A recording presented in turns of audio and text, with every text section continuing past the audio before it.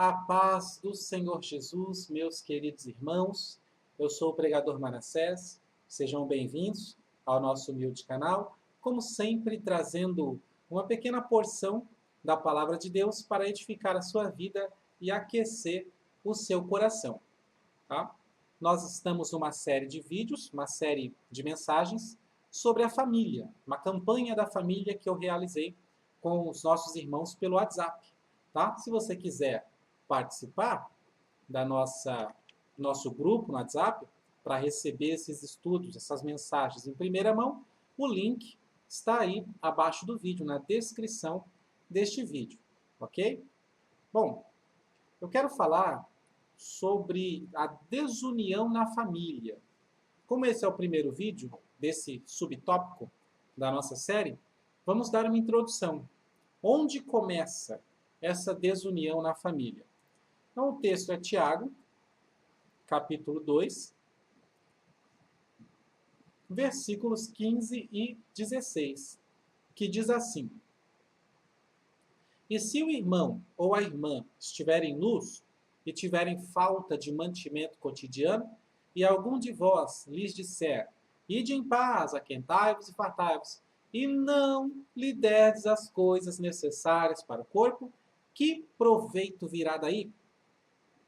Então veja que Tiago, ele está aqui dizendo que não adianta você ajudar um lado e não ajudar o outro. Ele está falando aí, se um irmão ou uma irmã estiver nu, ou seja, precisa de roupa, e falta de mantimento, precisa de comida. Então são duas coisas. Tiago está dizendo que não adianta você ajudar só de um lado, você tem que ajudar os dois, você tem que suprir a necessidade. Caso contrário, não haverá proveito nenhum nisso. Ok? E eu acredito que essa é uma das coisas mais difíceis de você colocar na cabeça dos irmãos. Isso é uma coisa muito difícil para os crentes, não todos.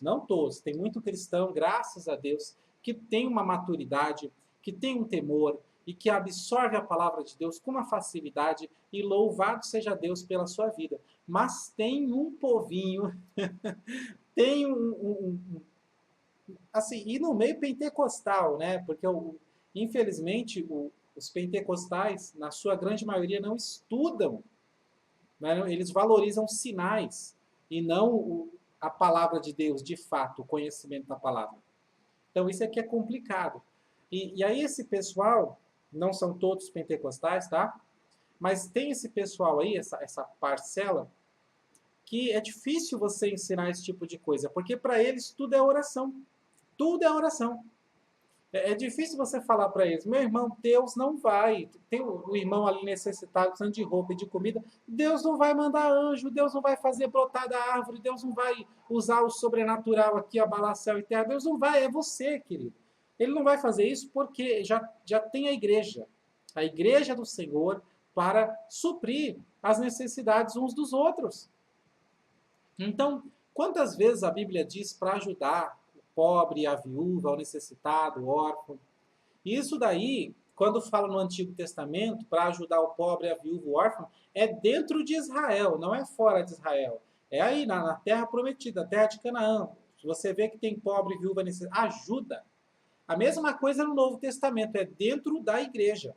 Ajuda os irmãos da igreja que precisam. Né? Às vezes acontece de você achar igrejas que ajudam um monte de gente de fora, mas não ajuda o pessoal de dentro. Aí, meu Deus do céu, não dá, né? Não dá. Não estou dizendo que é errado ajudar os de fora. Mas eu estou dizendo que a prioridade é os de dentro. Não adianta nada o pastor chegar, irmãos, chegou aí um cidadão aí na porta da igreja aí, que está precisando de gás, está precisando disso, daquilo. Vamos levantar uma oferta aqui e ajudar ele. Não adianta nada o pastor fazer isso com os de fora, e aí quando precisa alguém dentro da igreja está precisando de ajuda, ele pega e fala assim, irmãos, vocês têm que dar o dízimo para Deus abençoar vocês. Quer dizer que os de fora você dá dinheiro, você dá a cesta básica, você dá um monte de coisa. E aí quando tem um irmão dentro da sua igreja precisando de ajuda, você manda ele dar o dízimo?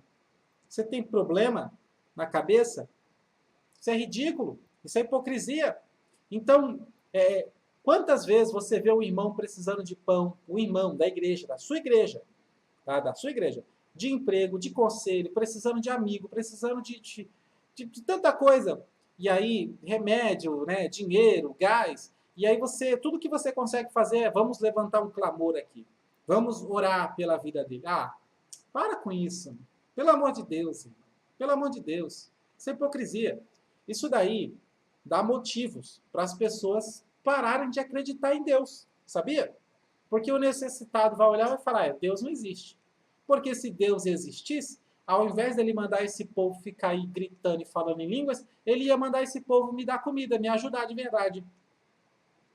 O que o Tiago está dizendo no texto? Olha o texto. O que o Tiago está dizendo? O Tiago está dizendo que não adianta nada você dar comida para alguém que precisa de roupa. Não adianta nada você dar roupa para alguém que precisa de um teto. Não adianta nada você apenas orar para alguém que precisa de mantimento. Quem precisa de oração, você ora. Quem precisa de comida, você dá comida. Quem precisa de roupa, você dá roupa. Ora essa. Agora, não é exatamente por isso, esse é um dos fortes motivos pelo qual os ateus estão crescendo.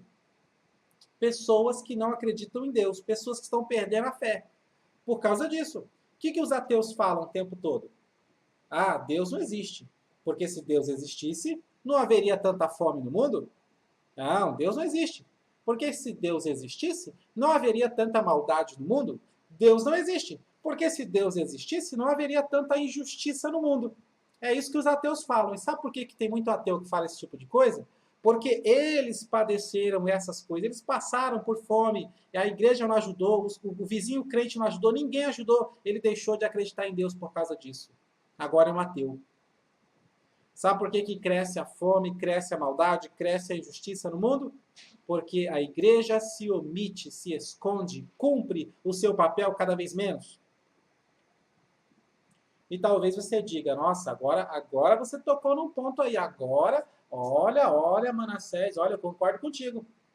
E a igreja precisa acordar. Ah, você concorda que a igreja precisa acordar? Você faz parte da igreja, você precisa acordar. Que comece com você. É por isso que Deus te trouxe aqui para ver essa mensagem. Para você acordar, meu filho. E começar a dar o exemplo para acordar outras pessoas na sua igreja também. Os crentes hoje eles estão brilhando cada vez menos nos lugares onde moram, onde trabalham, onde estudam, onde chegam. Ninguém sabe que você é crente, né? Seu vizinho não sabe, no trabalho ninguém sabe, onde você estuda ninguém sabe. Complicado.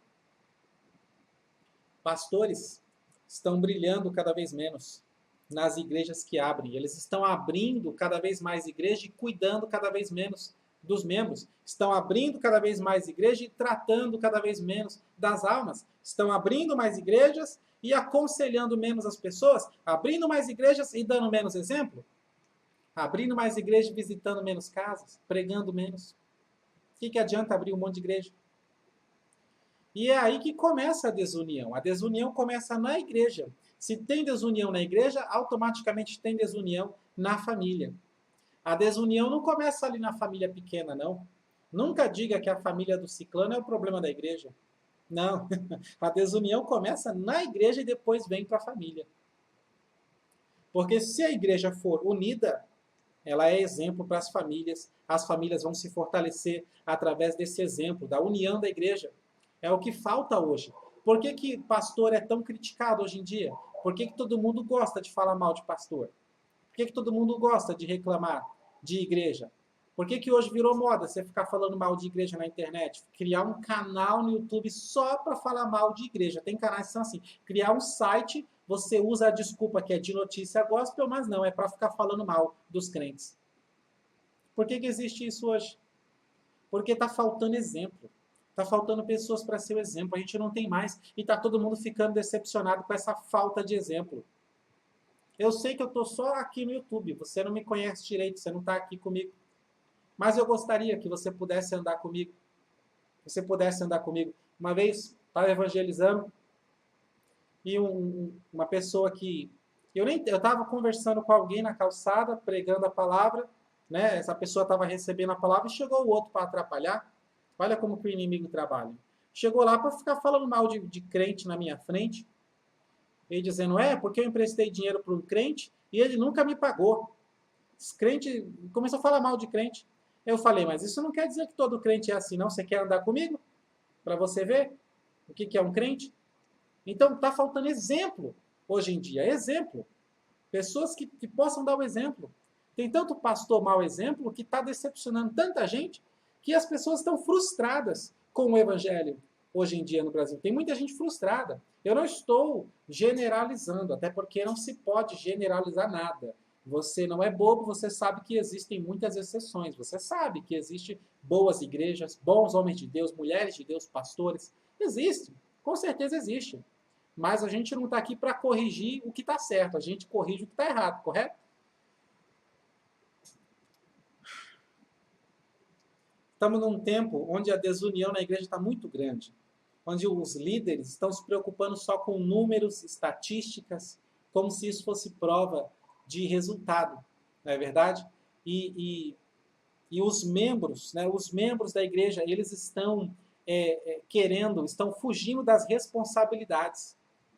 Os crentes estão fugindo das responsabilidades. É por isso que ninguém sabe que você é crente. Eu não estou falando com você que é exemplo, que é uma benção, que todo mundo sabe quem você é. Estou falando com você que é cristão, mas ninguém sabe que você é cristão. Sabe por que ninguém sabe? Porque você não quer deixar saber. Sabe por que você não quer deixar saber? Porque você não quer ter a responsabilidade de se comportar como um cristão perto deles. Essa que é a verdade. Você não quer que ninguém no seu trabalho saiba que você é crente, porque você tem medo que eles comecem a apontar os seus erros. Que eles comecem a dizer para você, ei, você é crente, você não pode fazer isso. Ei, você é crente, você não pode falar assim. Você tem medo que eles apontem os seus erros. E é por isso que você não deixa ninguém saber que você é crente. Como eu disse, está faltando exemplos hoje em dia. Está faltando exemplos. E é aí, na própria igreja, que começa essa desunião terrível. Essa falta de união. Porque nessa falta de exemplo, todo mundo se omite, todo mundo se esconde. Não, eu não posso estar na frente, porque se eu ficar na frente, todo mundo vai ver os meus erros. Então tá faltando exemplo, irmão. Tá faltando exemplo. Quantos amigos íntimos você tem na sua igreja? Quantos amigos íntimos você tem lá? Uma pessoa que você pode chorar no ombro dela, que você pode ir na casa dela, ela vai te receber um café, uma bolacha, você pode conversar e desabafar. E chorar ali, e orar juntos, e lerem a palavra juntos, e se fortalecer. Quantos amigos assim você tem? Não me admira nem me assusta se você disser que não tem nenhum. Isso é prova da desunião na sua igreja. Porque união, irmão, não é uma igreja grande que todo mundo é frequente no culto. União é comunhão. União é participação. União é você saber da vida do seu irmão, saber se ele está bem, se ele não está bem, e para você ajudar ele. Isso é união. Como é que eu vou ajudar o meu irmão se eu não tenho união na minha igreja? Por exemplo, eu tenho uma roupa que não está servindo mais, ou então é que eu simplesmente desgostei dela, mas ela está boa ainda, não está rasgada, não está boa para usar. Como que eu vou saber para quem eu posso dar aquela roupa se eu não conheço os irmãos da minha igreja? Eu não sei quem é que está precisando. Deus me abençoou, sobrou um dinheiro no final do ano e eu gostaria de ajudar alguém, abençoar alguém. Como que eu vou saber quem é que precisa ser abençoado para mim fazer uma boa doação, né? Doar para alguém que realmente... Como que eu vou saber isso se eu não conheço ninguém na minha igreja, não sei dos problemas dele, não sei o que eles passam. E por que eu não sei? Porque eu não tenho convivência com eles, falta união dentro da igreja. Se você não sabe conviver na sua igreja, você também não sabe conviver na sua casa, na sua família. Se está desunida a igreja, também estará desunida a família. Ah, amados, nós precisamos de um avivamento. Um avivamento. Precisamos de um avivamento. Como precisamos? Mas antes de vir o avivamento, vai vir o choro, o pranto, a conversão, o arrependimento profundo, choro pelo pecado, reconhecimento dos nossos erros e um constante, um persistente, um clamor que não termina, um clamor persistente. Aí sim virá um avivamento. A minha oração é para que se cumpra em nós as palavras de Tiago, no capítulo 4, do 7 ao 9. Ele diz assim, sujeitai-vos, pois, a Deus, resisti ao diabo e ele fugirá de vós. Isso é o resumo. E depois ele diz como que faz isso. Como que resiste o diabo? Como que você se sujeita a Deus e resiste o diabo para que ele fuja? Porque você não pode nada com o diabo. Você acha que você pode com o diabo? Você não pode, não. Você não é ninguém. Você não pode. Se deixar você e o diabo dobra você em 10 partes. É por isso que ele está dizendo, primeiro você se sujeita a Deus. Ao se sujeitar a Deus, você vai automaticamente resistir o diabo. E uma vez que você está com Deus, o diabo não pode com você, ele vai fugir de você. É por isso que ele mostra isso, ele fala como que faz isso, como que se sujeita a Deus para resistir o diabo. Nos versos 8 e 9, ele diz assim, chegai-vos a Deus, e ele se chegará a vós. Limpai as mãos, pecadores, porque fica, como que chega a Deus? Ora, limpa as mãos, pecadores. E vós de duplo ânimo, purificai os corações, senti as vossas misérias, lamentai e chorai, converta-se o vosso riso em pranto e o vosso gozo em tristeza.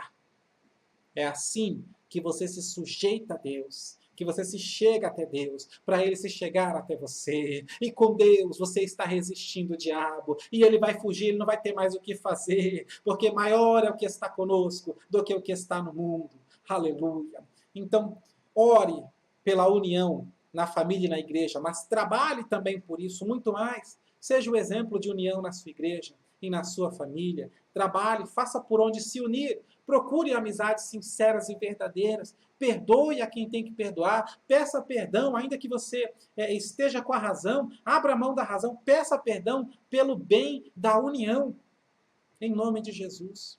Que haja união na sua igreja. Que haja união na sua família. Para a glória de Deus Pai.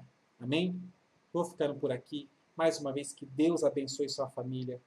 Que Deus abençoe sua vida e o seu ministério. Em nome de Jesus. Não esquece de deixar o like no vídeo e se inscrever no nosso canal.